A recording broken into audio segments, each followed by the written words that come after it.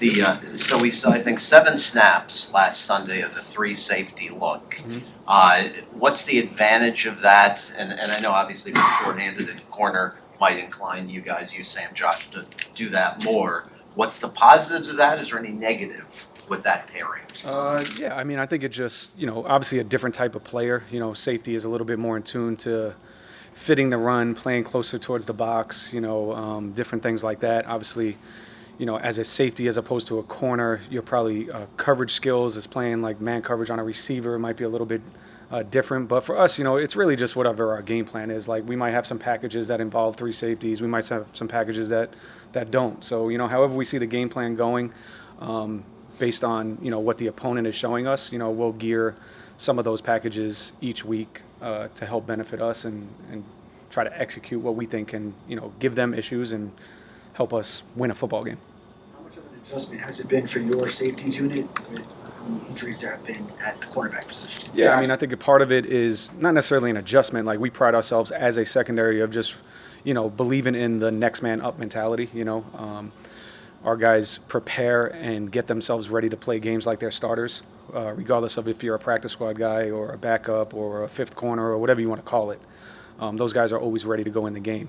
I think there is an awareness level of knowing that when a guy comes in the game and, he's a young guy that hasn't played a lot or a guy that hasn't had a lot of snaps, as a safety of just understanding what the matchup is or what the situation is as far as communication and helping those guys and helping them understand what we're doing and calming them down and making them feel comfortable and play at a high level. So, we just got to work together, communicate together, and help each other out as best we can.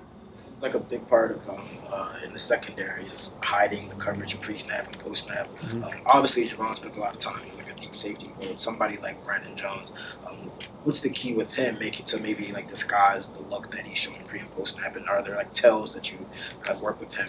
Yeah, I think any situation of a good defense is always self-scouting yourself and making sure that there's not too many tips and tendencies to what you're doing and becoming a defense that they can really identify and pick things out that would allow them to have an advantage.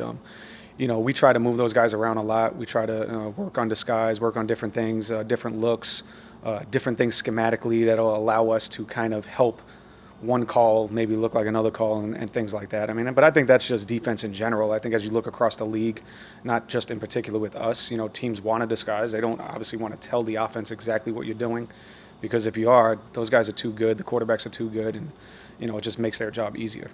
Which I was looking at your opponent's passing charts, and not a lot of balls downfield so far against you guys this year. What would you attribute to that? Like, why are you guys doing a good job of holding the deep ball? Yeah, I think it's just the players going out, executing, and playing at a high level, and understanding that if you give up, big plays over the top of your defense a lot, you're gonna not do well. You're gonna lose. You know what I mean? So we talk about it each week of trying to find ways to eliminate big plays, keep things in front of us.